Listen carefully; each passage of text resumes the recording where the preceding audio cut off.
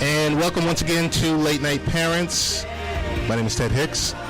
Ways to follow the show, go to latenightparents.com. Welcoming our listeners in the U.S. and abroad. Welcome, welcome, welcome. And I am here in the studio, none other than the incredible, honorable, I'll take that, Richard C. Valdez. Teddy Ted, what's going on, man? How are you? I'm Pretty good. How are you? I'm good. Had a good week. Had a good week. That's good. How about you? Oh, every week is a good week. But the weekends are even better. This is true, and this was a very nice one. Yes, it was. It really was. A lot to cover. Okay.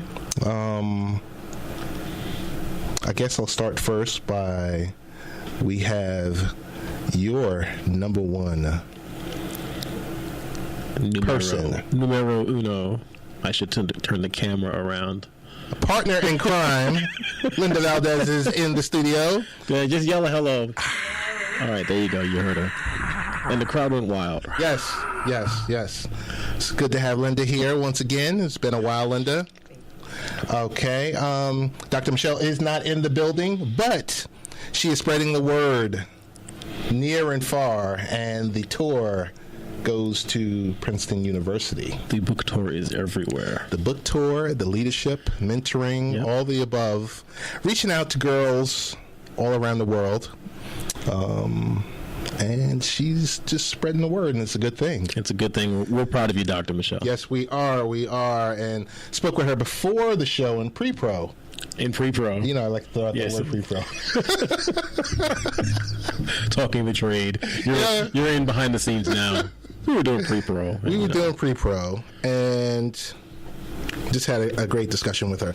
But I got to tell you, a really good show tonight, Richie V.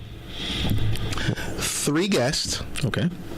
One will be joining us momentarily, Krista Keating-Joseph, Gold Star Mom. Salute.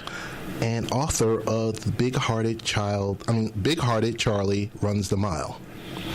At 25 minutes past the hour, we will have none other than Melissa Chapman from the Staten Island Family Blog. Let me see if I can butcher that even more. She's going to join us to talk about FiOS New York. FiOS, near and dear to your heart, I know. Near and dear, and yes, we want to say thank you to our folks at FiOS. And at 35 minutes past the hour, Jen Chiao, the founder of Code Speaks Labs. We talked a little bit about that at the close of last week's show. Yes, we did. And she's established computer programming classes for students from pre-K to 12. This is a good thing. Get them ready for being out in the workforce of today and tomorrow. So this is a very good thing. I mean, the one important thing is our kids of this generation, and we'll reiterate this later on, our kids of this generation use technology. Right. But how about manipulating it and creating the technology? I think with some of them, it's just what they're built for. You know, some like getting in behind the scenes and seeing what makes it work, and some just like working it. Gotcha. I want to start off the show and say on May the 3rd, 2016, Krista Keating-Joseph's world was turned upside down when she faced a mother's worst nightmare. Her son, Navy SEAL Charles Keating IV, had his life tragically taken while fighting the Islamic State militants in Iraq. Yes, she was faced with an unbearable and heart-wrenching news. Krista had a few options. So we want to welcome Krista Keating-Joseph to our show. Krista, how are you doing? Good. That was a wonderful opening. Welcome, Krista. Thank you for joining us. Thanks. Thank you for joining us, and we salute your family, your son, for his service to our country. Thank you. Thank you. Thanks. And I'm appreciative that you're passing what he did on and to other people. So that's really my goal here. Definitely. So there's so much to cover here with you. I guess before we even talk about the book, this how the book is intertwined with everything, could you tell us about your son's perseverance? Well, he, as growing up, he was a smaller boy, and which I kind of go over in the book too, that he always got beat at running, and he really kind of got sick of it, and instead of quitting, he decided to work harder, and he'd run farther, he'd lift weights, and he actually turned the corner and became a really good runner. And I'm trying not to let kids who, they're told they're not good at something or they don't have talent, that you have to find that talent and work at it, because you can be successful. And it's kind of sad sometimes when you hear people telling kids, oh, you could never do something, because I know it's not true.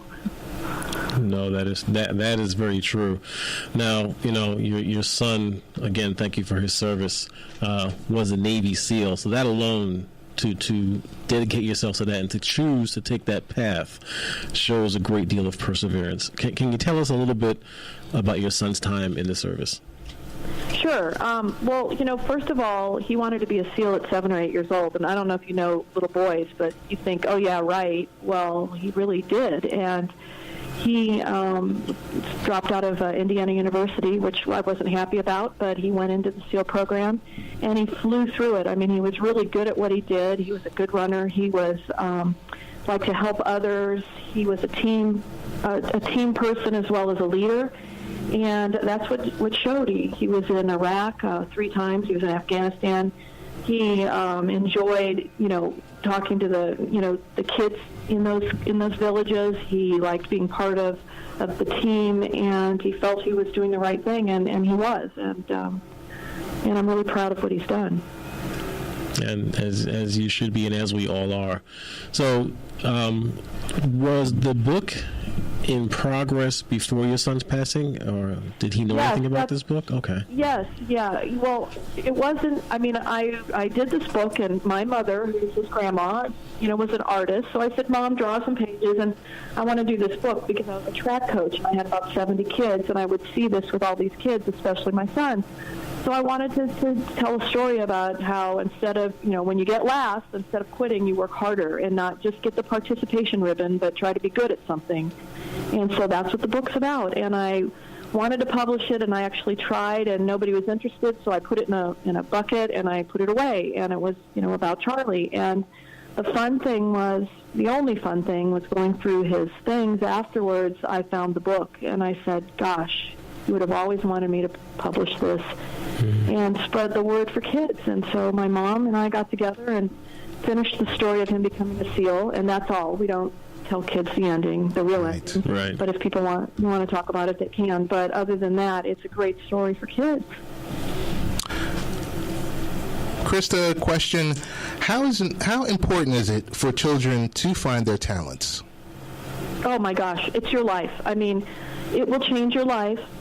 It doesn't matter what it is. I mean, I had 3 kids, and very close together, and we did ballet, we did dance, we did tennis, we did lacrosse, we did soccer, and all of a sudden the running hit, and they were all different. One was a hurdler, another one was a long-distance runner like Charlie, and my daughter also was a great runner. And, finding that, you could see it change their life. They had a goal. They wanted to do well at school because they wanted to get a scholarship, and it really, really helps your life. And that's my thing, is to tell parents, try to find whatever it is, even if it's the flute, even if it's, writing, and then try to, give them more for it. I don't do it. Understand what I'm saying? No, totally do. I mean, it's in our jobs together, doing what we do in the IT world. A lot of times we'll go assist someone, and they'll say, "Oh, you guys are really good at this. You're great. You're fantastic." And it's like, well, we may be good at doing this, but you, on the other hand, are very good at doing what you do. Everyone has to find that thing. That's probably the hardest part of it, identifying what that one thing is. And actually, that's where parents, I think, are really important in the kids' lives, is to see what excites them and to say, hey, did you really like that? Well, let me see if I can get the guy down the street who's really good at that to help you with that, or whatever, because, the teachers may see it, they may not tell you, they may send a note home, but, the parent has to have their eyes on it, because you could see something when the kid's 4 years old or 5 years old or 10 years old, and it makes their life, it changes their life. Absolutely. So then, as a mother, of course, who's had a child in the military, what would your message be to other mothers whose sons or daughters are serving in the military? Well, I mean, of course, we all have faith. I mean, if I didn't have faith, I wouldn't be here right now. But, That's true. you know, we were very religious. We went to church every Sunday, or we still do. And you have to have faith, first of all. And second of all, you have to know that they're doing what they really want to be doing. And we are so patriotic and so thankful for this country. And we've traveled, so we've seen outside of our country how much better our country is. And, you know, you just have to support your kids. And they're doing a great thing, and they're giving us our lives. And I know some people think it's, you know, some of the emails I've gotten have been negative towards war and things, but it has nothing to do with that. It has to do with being part of our world and part of our country, and just a positive influence, really. I don't know if I circled back to what you wanted. No, you did. No, you did, absolutely. I do want to mention a portion of the proceeds from the book sales will benefit the Navy SEAL Foundation and K9 for Warriors in Charlie's honor. Yes. Tell us the ways that we can purchase this book, because I will say this much. I was blessed enough to receive a copy of your book last week, and I started reading it, and we're going to do something on our blog to spread the word outside of just doing this radio show. But tell the folks best ways they can find the book if they're interested, or learn more about your story, about Charlie's story. What should they do? Well, the places where you can buy it are Amazon.com, Borders.com, Books A Million. And actually, I went into a bookstore the other day and saw it. So I don't, you know, there are some of those independent stores that do carry it, or like a military store. But you can just Google Big-Hearted Charlie. Just that, it comes up. So it's been kind of exciting to see a lot of people get interested in enjoying the book. I had a school buy one for every classroom in our neighborhood, and so Perfect. you know they want to teach things to kids. So I'm just so excited, really. And then my son is still here. You know, he's still influencing kids, which is That's true. Warms my heart, I have to say. Yeah. That is true. Definitely, we want to thank you so much, Krista. Thank you, your family, for your son's service and for everything. We would love to have you come back on, I don't know, maybe a month, 2 months from now, just to touch Anytime base. would be great. And to see how you are doing, how the book is progressing, and we'll take it from there. Yes. I would love it, and I love your show. This is perfect. I wish more people in my area were listening to it. Yes. Well, after the show, we will send to the folks that I've been working with in your behalf. Awesome. We uploaded on iHeart. It's going to be everywhere. It's going to be shared everywhere. Good. So, Well, with that, thank you so much. Oh, you're welcome. Seriously. You're welcome. Thank you, Krista. It's really been a pleasure speaking with you. And again, thank you for your family, your son, and your son's service. You're welcome, and to all those kids out there in the military and their moms and dads, really a shout out to all of them. I know what they do, and it's awesome. Definitely. Well, we will be sending a Facebook friend request, and to keep in touch about Big-Hearted Charlie Runs the Mile, because it doesn't end right here. We want to thank you once again. Thank you. All right. Bye-bye. Thanks. Bye-bye. Okay, bye-bye. Very, very interesting. You know what? It's a much heavier topic. Oh, yeah. Because, neither of us know anything about this. Nope. We saw the Gold Star dad during the presidential candidacy. I'm at a loss for words. It's kind of like what you started speaking about at the beginning of the conversation. She could have gone a couple of ways with this. Yes. She could have, taken the loss of her son and done negative things with her life, or just drowned in sorrow. Right. Or blamed someone else, or taken it in a completely different direction. But obviously she didn't do that. She took it in a more positive way. And it's like she said, she's keeping her son alive. It's true. And he's having an effect on many, many more people now than he maybe would have had it before. That is true. That is true. So that was a great first guest. A couple of minutes, we have our next guest coming up. Wanted to segue really quick. And I don't hey, I do host my own radio show, but I like to listen to other shows. One of the other shows I like to listen to is on Saturdays. That's What She Said Sports. That's out of Buckhead, Atlanta, AM 920 with Nicole Monique and BG. They had a wonderful guest on this past week, Mr. Eric Gray from Catalyst Sports. And he's the adaptive sports specialist with veteran programs. I mean, and it's all about discussing and empowering others by providing the highest quality of adaptive sports to the disabled community. So without further ado, it's my pleasure. Eric, how are you doing? I'm doing well. How are you? Pretty good. As with all of our guests, I want to thank you for taking the time out for our live show to join us during the evening. I mean, there's a million and one things that you could be doing right now, but you're here with us virtually, and we definitely appreciate it, and we appreciate all the good works that you do. I will go on mute because I want you to tell the story of how Catalyst Sports came about. Okay, absolutely. Like you said, my background is in recreation and adaptive sports, and I just finished working in Park City, Utah, and transferred and kind of changed jobs into working at a VA hospital in Augusta, Georgia. And this was in an active duty rehab unit. So these were guys getting injured in Iraq and Afghanistan and coming back, and knowing that there was an overflow of veterans at Walter Reed Army Medical Center, we would start seeing those guys coming straight from overseas. So, and when these guys were coming back, a lot of them, they might have come back with no legs or a spinal cord injury or missing an arm or something like that, and there really weren't activities or opportunities for them to get involved again and kind of use recreation and leisure, which I think is a big important piece in all of our lives, really an opportunity to do that. So when I was there at the VA, I started an adaptive kayaking program, adaptive golf program. And when I say adaptive, it's pretty much taking a regular activity and making it so that someone that might be, missing an arm or can't stand up can still swing a golf club or still paddle with one arm, just based off different types of adaptations.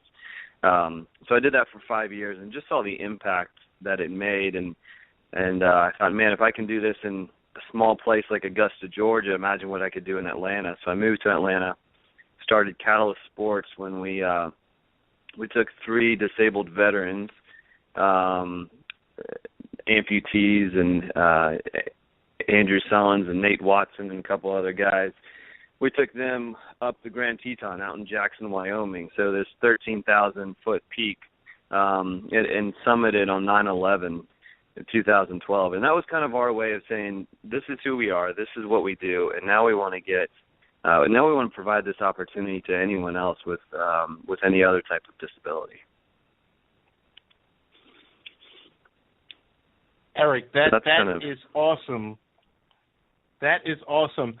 I want to get into it before we start talking the technology behind it. And even if we don't get to it, I think we want to post something on the Late Night Parents site. But tell us about what's happening this weekend in Atlanta. Okay, absolutely. So this weekend we're having a fundraiser. It's called Pints for Patriots. So Atlanta has this huge, it's called the Peachtree Road Race. Something like 60,000 people come out and run 6 miles down Peachtree Road. And then following that, kind of where the race started, there's a restaurant called Meehan. And it's just an opportunity to come out and meet some of the veterans that we work with and some of the veterans that climb with us. We're going to have barbecue and beverages and just a good time to hang out on the 4th of July. And then all the proceeds Meehan's is donating to Catalyst Sports so that we can continue with this initiative of helping our veterans. Excellent. So right now, Catalyst Sports is available in Atlanta, Nashville, Charlotte, Chattanooga, and Knoxville. Those are the locations. Like, you have satellite offices there, or you put together your related services there. Tell us about that. Absolutely. So yeah, we're based out of Atlanta. That's kind of where we got started, but more people just saw like what we did, and they're like, we have a climbing gym. Why can't we provide this opportunity? And what's great about these climbing gyms is they're a good, safe learning environment, as opposed to, taking someone outside for the first time. You have to worry about the elements and the rocks and all that. So it's a good training ground. And so people came to us and said, hey, we want to do what you're doing. What does that take? We love how you're structuring everything. Like, can we start a chapter? And so pretty much it's just been volunteers, whether they're physical therapists or occupational therapists in the hospital. We work with the kids and adults as well. So we've had teachers come up and say, hey, my kids would love this. Let's get something going up here in Knoxville or in Charlotte. And so that's kind of how we've expanded, just people really interested in providing this activity that, for the most part, had not been provided to people with disabilities prior to this. Are you able to speak to the adaptive technology that you guys have put together? So let's say if someone is missing a limb, and they are still able to get up there and climb, or some type of simulation of that? Absolutely, yeah. It's all about kind of using their abilities. So whatever abilities they do have, and kind of allowing them to push themselves to the max. So a lot of times with someone with an amputation, the way their foot is their foot is meant to bend, so that when you walk, you're, just like our ankles and feet, they bend and makes a nice, easy gait. But when you're climbing, you wear these stiff climbing shoes. You want to really put a lot of pressure on the toe so that you can really get some good friction and really stand on that foot. So essentially, there's specific climbing feet that are rigid that you can essentially unscrew the current foot that someone has on, take it off, put on a climbing foot, and now they trust that foot and they're able to move forward with that. There's another piece of adaptive equipment, and it's actually called the Wellman system. So Mark Wellman was a ranger out in Yosemite National Park. He fell off a 100-foot cliff, broke his back, and said he'd never climb again. Well, one of his buddies said, we're going to climb again, and he made this rig where essentially his friend would go up ahead of him and drop a rope, and then he would do a pull-up to get up the rope. So over and over again, he did over 4,000 pull-ups over 8 days and made it to the top of El Cap, just an iconic mountain.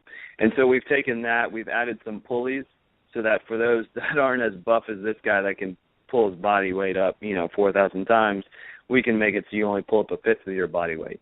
So again, if you only have one arm, or if you're missing your legs, or you have a spinal cord injury, or whatever that is, we've found ways to adapt that you can use on your own power, equipment to help you make it to the top. Excellent, Eric. Real briefly, can you talk about the partnerships like Blaze Sports America, Children's Healthcare of Atlanta, Shepherd Center, Stone Summit Climbing and Fitness Center? Briefly talk about the partnerships they have with Catalyst Sports. Okay, absolutely. So Stone Summit is, for a while, the largest indoor climbing gym in the nation, and they actually just built a second one in Atlanta. And so they've really opened up their doors. They allow us to climb there at an extremely discounted rate, and they're just happy to make their gym as accessible and open to everyone. So that's kind of our climbing gym. And then Children's Healthcare of Atlanta has one of the top rehab facilities in the country. Shepherd Spinal Center, they've been number one, number two in the country for a long time. for treating, people with spinal cord injuries and traumatic brain injuries. And then Blaze Sports America is another, it's an adaptive sports program that came out of the 96 Olympics. So they've been around for a long time. And so these are well-established organizations that kind of saw what we were doing. They said, hey, our patients, or our clients would love to engage in this. We'd love to partner with you. We'd love to, provide, this opportunity for our clientele. And we said, absolutely. We'd love. Outreach is one of the most important pieces, because if people don't know, if you're in a wheelchair, you really don't think about climbing. And so unless someone comes up to you and says, hey, there's this climbing program for you, then you're probably not going to go out and pursue it. So we have this great relationship with all these hospitals where people just come out, they get excited, and then the word spreads like wildfire. I got to tell you, you really need to be commended on the good works that you are doing. You and your colleagues, your executive team that is also, pressing along with this with your company. I'm at a loss for words, because that's really making the moves to make a difference. So I appreciate having you on. Last question I have for you is, so you're heavy in Atlanta and Tennessee and Charlotte, North Carolina. Where's the next location that you're thinking about? We've I heard rumor has it they're building a gym in Birmingham, so that'll take care of Alabama. And we were doing a climb in Kentucky, so we do outdoor climbs as well. So we start inside, we go outside. Lexington, Kentucky's building a gym, and they're interested. And then there's some other organization like ours. So there's actually one in New York. It's called the Adaptive Climbing Group, and they climb out of Brooklyn Boulders. And I think they have something in Philadelphia as well. And then there's Paradox Sports, which is in Colorado. So those are kind of the other two programs. So we feel there's plenty in the Southeast to keep us busy. So whenever a gym goes up, if ever anyone is interested in saying, how can I do this? How can I host this? Send us an email, give us a phone call, go to our website, see what it's all about. We're more than happy to help people just empower themselves. Because once they realize, a lot of times they put a restriction on themselves. They're like, well, I've been told I can't climb because I only have one arm. So why would I even try that? And then they come out and they successfully climb and they become, very proficient at climbing. Then they think to themselves, well, if I can do this, what else can I do? What else have I been limiting myself to because of what other people have said, it's probably not a good idea to try. So we're just all about, building that community and allowing everyone to be a part of it. Definitely. Eric, I want to give you a round of applause for the great work that you guys are doing.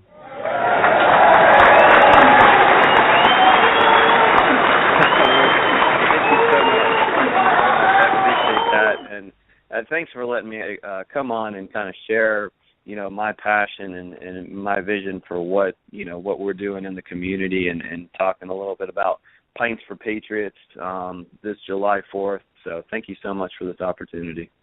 Eric, you're always welcome. Last question is, tell us the ways to get in contact with you about Catalyst Sports. So what I'm looking for is social media, whether, your Twitter handle, your Facebook page. Let the folks know.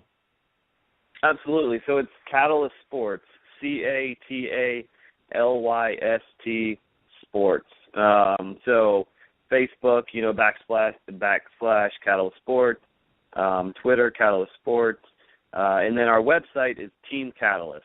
So teamcatalyst.org. So those are different ways that you can find us. We're out there on Pinterest and Twitter and Facebook and anything else we can get into. So. Upstate now too? Yes, sir. You are like working magic behind the scenes to get us our listeners all across the globe. It's just the more and more that you talk, and Dr. Michelle talks, and I'm just working behind the scenes. The puppet master. Some may say. Richie V, a lot to cover this week. Dr. Michelle is not in the building. She's celebrating her niece, Ashley, who was on the show about 6 months ago. Yeah, I remember. She attends Princeton. It's her birthday, so happy birthday once again to Ashley. I guess we'll jump right into it. Rich, like many African Americans of my generation, and of my generation is also of your generation. Yep. As a New Yorker in my 40s, I grew up without a gun in the house. Yes, especially it depends where. Especially if you lived in the 5 boroughs, having Correct. a firearm in the home, unless you were employed in some kind of either the police or a protective agency, or you were a store owner and it could prove that you were using lots of cash back and forth to the bank. It was next to impossible to get a firearm, especially a pistol, within the 5 boroughs. To my parents, gun ownership was politically unacceptable, but morally wrong. And a lot of times, along with that, there was some form of trouble or tragedy. But Rich, during that same timeline, many folks in the South had a different tradition. Yes, completely different tradition. In the South, having a gun is just like having pocket change. Wow. I mean, it is. Let's face it. I mean, besides the fact that in the South, we'll go along with long arms as well. You go to hunting, and hunting is just a part of life in the South and in the West and pretty much everywhere except the coasts. But also, in the South, having a handgun for protection is you wouldn't walk out the house without it. So in the South is a different tradition, and where black families, many of them fresh from the farms and hunting rifles and sport to an extent with self-defense. Mm-hmm. Many gun owners buy their first guns and begin practicing at the gun range, right? Wondering if the thought process was perhaps the Second Amendment is the black man's ultimate sign of full citizenship. That sounds like it should be. I mean, granted, we're all citizens anyway, and there's all kinds of debate over the Second Amendment itself. But every citizen of these United States has the right to bear arms. That is true. And for the previous 8 years, mm-hmm. I heard one side saying they're going to take our guns away. Yeah. Oh my goodness. He's going to take our guns. Well, he's out of office now. Yes, he is. So there was something that happened. There were a couple of big events. One, Donald J. Trump becoming elected president. Yep. And the incident that was streamed across the world, Philando Castile. Yes. Black gun owner, card-carrying member. Yep. Legally carrying a firearm at the time of the event. And I thought it was apropos to bring on a fellow African-American NRA, card-carrying member, Mr. Ian MacDonald. So, Ian, want to welcome you to the show. Hello. Can everybody hear me? Yes. Loud and clear. How are you? How you doing? Excellent. Excellent. I just want to, before you go into it, I want to discuss, just briefly lay something out there. Okay. That was very germane to a comment that you made earlier. Individuals were screaming and crying that they're going to take our guns, but gun ownership actually skyrocketed during the Obama years. Yes, it did. Yes, it did. It really did. Yes, it did. So quite to the contrary, the Smith & Wesson, Springfield, they actually would prefer if President Obama remained in office because they sold more units. Yep. There were more licenses applied for through the FBI background check in those 8 years, in each of those 8 years, than ever before. More important than background checks and licenses to carry, because there's a distinction between a license to carry and the ability to purchase firearms. Yes, that's true. In many states, you don't even need your license to purchase a firearm. You can purchase because you are a registered resident of that state. Mm-hmm. Now, to carry your gun, and let's go in another direction. You have some states that are considered open carry states, right, where there's no need to even apply for a firearm license. If you're carrying your weapon exposed, you're within your rights. Right. So let's not even count the applications for concealed carry permits. Let's just talk gun sales. Right. Gun sales boomed. Yeah. That's true. Well, even when you make that pistol purchase, just the sale, not even the concealed carry permit, but you still got that FBI background, the background check at purchase time. Yes, that you get. Yes. And that's the which number. I'm all for. Yes, I agree.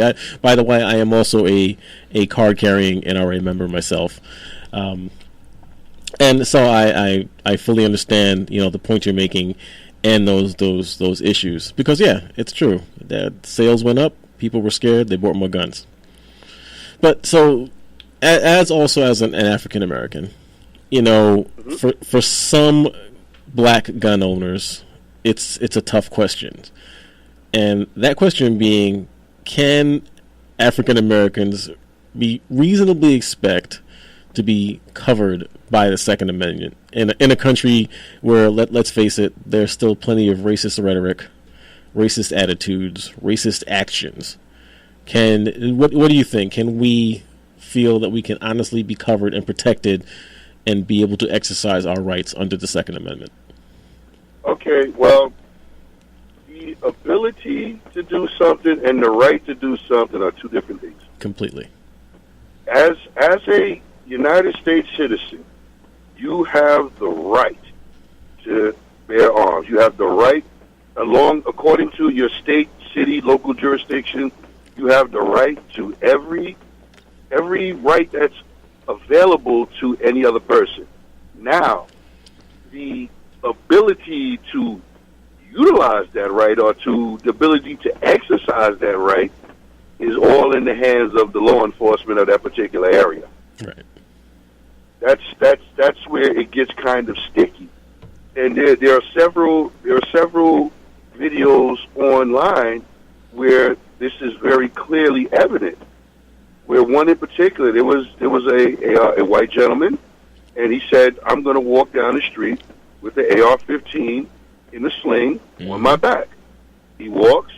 The police they come to him and they talk to him, but the approach that they came to him with was as if he wasn't a threat. Right. But then now the black gentleman did the same thing. The officer stood back about maybe 15 yards, exited his vehicle, holstered his weapon. Here we go. Pointed his weapon at the guy and made him lay down on the ground. I'm familiar with the video. Before he even approached him. So it's the perception is where the problems come in. Because, again, a law is a law is a law. But the perception of the law in the hands of the individuals who are there to enforce the law is where the problems come in. And that's just a whole nother ball of wax that we could sit here talking about forever. Right. But let's just try to stay on topic. That's where the issues come into play. I agree. So I have a listing here that the Washington Post has found that unarmed black men are 2.5 times more likely to be killed by police than unarmed white men. But there are no... Perception again. Say it again? Perception. Okay. The perception is... Now, I hate to keep cutting you off. But No. Go ahead. All right. Here's the thing. If a law enforcement officer stops a vehicle and he approaches the vehicle, it's the perception that he takes is how he's going to approach that vehicle. Mm-hmm. So now he's going to approach the vehicle. Again, I'm just speaking generally. I'm not speaking specifically. I'm not trying to paint broad brush law enforcement because I have a lot of family in law enforcement, which is very funny. But they approach the car driven by or containing black individuals as if they are the threat. But their own FBI statistics shows that who is more likely to shoot a police officer? Right. A white male. Right. No, it's true. It's true. It's perceptions. And when you put those statistics, when they tell you a statistic, African American is 90% chance getting killed by another African American. It's true because you will tend to get killed or accosted by the people you're surrounded by. Right. But the flip side to that is 81 point something % of white people are killed by other white people. Right. But that's the other side of the coin that's not put out there with the statistic. So I mean, it's very interesting where you sit and you allow somebody to talk and you say, okay, well, you said this, but here's the rest of that statement that you failed to give. Mm-hmm. But again, it's all in perception because an officer has no clue of the intention of an individual who he's stopping. So I have all respect for them being apprehensive and being cautious because you have no idea who you're approaching. But if it's showing that you're approaching a certain demographic differently than another demographic, that's the pure definition of bias. Right. And that's the issue that we have at its core. That is the exact issue. But that again, I mean, I'm a black guy. I've gotten into more arguments with black people than white people. Right. But but because I grew up around black people, so it was very, very unlikely for me to have an argument with a white guy growing up in East New York, Brooklyn. Right. Yeah. It's not gonna happen. It's just the reality of it. No, that's understood. Hey, you're listening to Late Night Parents. Rich Valdez, Ted Hicks. We're speaking with Ian MacDonald, and we are talking about the Second Amendment. But we can segue into issues with firearms or the reality is a gun, a rifle, a knife, a brick, anything by itself is not deadly. It's the intention of the individual using it that makes it a deadly weapon. That's true. If we just for some strange reason was able to snap our fingers and every firearm on the planet disappeared, stabbings would go up. Right. people are going to do these things. If we took away all the knives, then people would start hitting each other with maces and clubs because that's what we did. It's just now the firearm is where it's at. Ian, as a wrap up question. Yes. I think one of the questions we initially asked. So as a question to you as a black gun owner, does the Second Amendment apply to African Americans? Yes or no? It most certainly does apply to us. It most certainly does apply to us, and it is incumbent on any individual that wants to exercise his Second Amendment to go about it the right way and demand that his right or her right is respected. It's just, I mean, it's in black and white, for lack of a better word, literally. a better term. Yeah, it's literally in black and white. So if you go into court and you say, well, pursuant to statute, blah, blah, blah, I have the right to do this. It's up to them, when I say them, meaning the people telling you it's not your right, to prove you wrong. Now, again, that's in the court of law. But then now, in the real world, the perception of individuals dictates what happens. Right. Which is totally contrary to law itself. Right. Law is not supposed to be based upon perception. Law is based upon the rule and the actions taken thereof. Exactly. But if you look, and just, I mean, it's all over the news. It's all over the internet. It's all in the paper. And you see for yourself the bias of the legal system. So theoretically, yes, it does apply to us. But the application of that law, the application of that right, is where the difference lies. Yep. And individuals who continually flout these laws against you and are allowed to get away with it is why it continues to take place. Nobody's going to change unless they either A, want to, or they're B, forced to. And if these officers or if the legal system isn't forced to, does it want to change? Right. Not going to. Gotcha. So all of these things kind of segue, and they lead to bigger problems and bigger issues. No, that's fair. That's a fair answer. I will tell you this much. Yes. This is the first time that you're on Late Night Parents, but definitely, I think this is a great starting point because this conversation, this dialogue needs to continue. Because I mean, as you know, you and I have been friends 20 plus years, and this topic has come up privately amongst us and some of our friends. So I like I said, I thought it was appropriate for you to provide subject matter on it because, you know, it's kind of like a lot of times people are just speaking from emotion. Right. But we definitely want to thank you for joining us, Ian, and we look forward to having you on in the very near future. Most definitely. And before I go, I would just like to leave with I am definitely a proponent of people expressing or exercising their Second Amendment rights. But there also has to be the responsibility involved with it. Yes. I myself, I've taken NRA courses. I've gotten certified. I practice and utilize safe methods of handling firearms.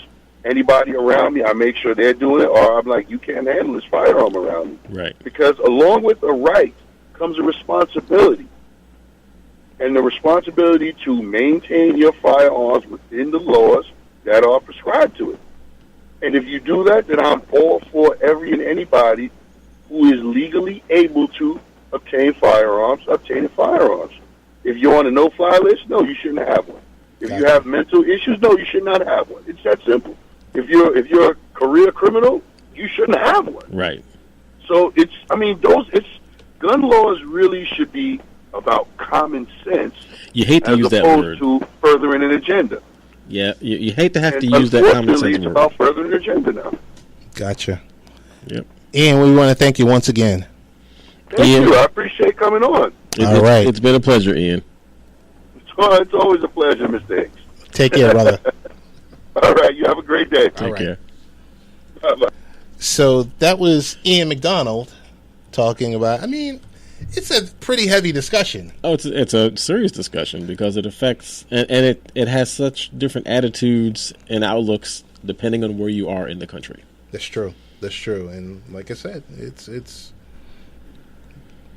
during those 8 years, a lot was politicized. Things were done, but I don't know. I'll leave it there. I think I foresee a lot of conversations in the future with you and Mr. Ian. I mentioned earlier, my wife was having a moment after looking at the news and seeing everything that was going on, and just started writing this poem regarding life, regarding racial injustice and things we've been experiencing recently. So I would just like to share that with you and the rest of our listeners.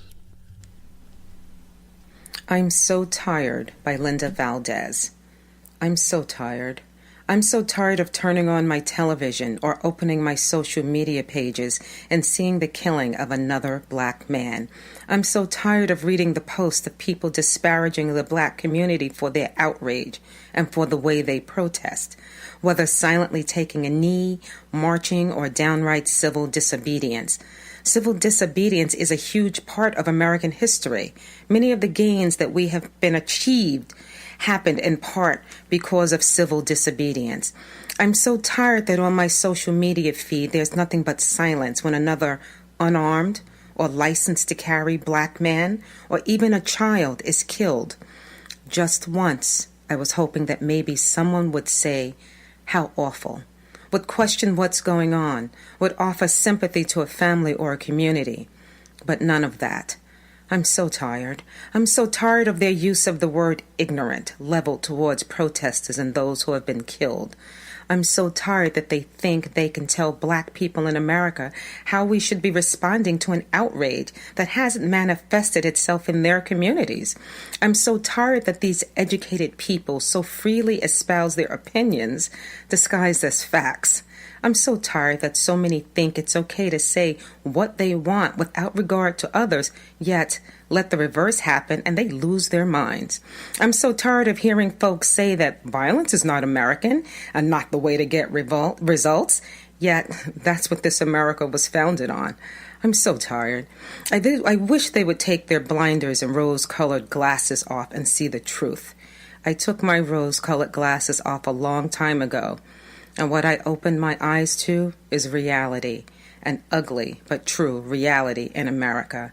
I am so tired. I am so tired of smiling when I feel like yelling. I'm so tired of being the go-to black friend when an associate calls them out on their racist views. I am so tired of being silent. My silence ends today. The truth is, the New World, this United States of America, was formed out of ethnic and racial violence that from the first time European settlers stepped foot on this land, a land that was already occupied by existing Native Americans, yet through violence amounting to genocide, nearly an entire population of people was killed, and the land was suddenly discovered by someone else. This violence is a part of America's democratic history. I am so tired. The narrative that was spoon-fed to all of us as children about the nice pilgrims helping the quote-unquote savage Indians and the wonderful celebratory Thanksgiving dinner is a fallacy perpetuated to maintain someone else's supremacy. I am so tired. Violence in America is not the democratic way. That's funny. Tell that to the many black people, Africans, dragged to this country in inhumane conditions in the belly of ships, forced to live and work as slaves. Slavery was violence. That is a part of America's violent democratic history. I am so tired. The origins of America's own original homegrown terrorist group, the Ku Klux Klan, the Night Riders who threatened, maimed, hung, shot, killed, and burned black people, basically for sport, while a blind eye was turned, is all a part of America's violent democratic history. I am so tired. This country was built on violence, savagery, and racism. Its gains were secured off the backs of those who they controlled through violence. I am so tired. I could mention the violence and internment of innocent Asians, but I won't because, well, at least there was an acknowledgement of a wrong and reparations paid. I am so tired. I am so tired of folks talking about the low percentage of black people owning property. Yet they forget that blacks were shut out of that process for decades through the systemic racism written into FHA and other documents. I am so tired. I am so tired of folks talking about the number of black people in prisons and the number of black people residing in ghettos, yet they fail to talk about how the mass incarceration of nonviolent minor drug offenses sent millions of black men and women to prison, destroyed their families, and eviscerated their communities, yet whites who did the same thing were not arrested or imprisoned at the same rate or for the same length of time. I am so tired. I am so tired of hearing how black people should get over slavery, the civil rights movement, and Jim Crow. Now that's funny because the fallout of all of that still exists today. Just because you don't talk about it or because you are not personally affected by it doesn't mean that it does not exist. I am so tired. I am so tired of reminding my sons of what to do to hopefully stay alive in this post-civil rights America. But I still have to, because someone who carries fear, ignorance, or racism within them may not see my sons for the well-raised, well-educated young men that they are. I am so tired. This Southern-born 60s child with a radical spirit is tired. If you didn't watch your grandmother who worked as a domestic go in the back door of a home and hear the young child call her by her first name while she referred to him as Mr., then you can't tell me about respect. If you haven't been followed in a store and watched while shopping, you don't have a right to tell me how to act or feel about anything. If you haven't had the police watch you in a parking lot after your son's basketball game ended for 10 whole minutes, and as soon as the last white child left, zoom his car so close to you that you thought he was going to run down your child, only to ask you, what are you folks doing over here? And interrogate you like you were a criminal, then you can't tell me how to react to the police. If you haven't had to remind your kids that just because of the color of their skin, they may be perceived a certain way by some people and that they can't do the same things as their friends because somehow if they do it, it's criminal, though if their friends do it, it's just kids being kids, then you can't tell me how to raise my children. If you never had a well-meaning friend tell you, well, that her parent doesn't like black people because of an incident that they encountered once with a black person, but he likes you, and somehow make that okay, then you can't tell me about racism. You don't hold an entire race of people in contempt because of the action of one. If you haven't had a supervisor on a work outing to the beach, try to reassure you that it's okay that you can't swim because she read in a book that blacks can't swim because of how they're built. Then you don't have a right to tell me what is ignorant. I am so tired. I am so tired of the ignorance spewed by people who are more outraged by an athlete for failing to stand for an anthem than they are when a person is killed. I am so tired that they haven't removed their blinders. I can no longer remain silent. Silence is blind acceptance, and I removed my blinders a long time ago. And there is not much more I can say after that. I don't think there's anything to say because that can be a whole show and another show and another show and another show after that because I think we've all experienced those things. All I will do is testify that everything she mentioned as happening did happen. Mm-hmm. I was there for some of it. Mm-hmm. That's the world we live in now. We hope we can make changes.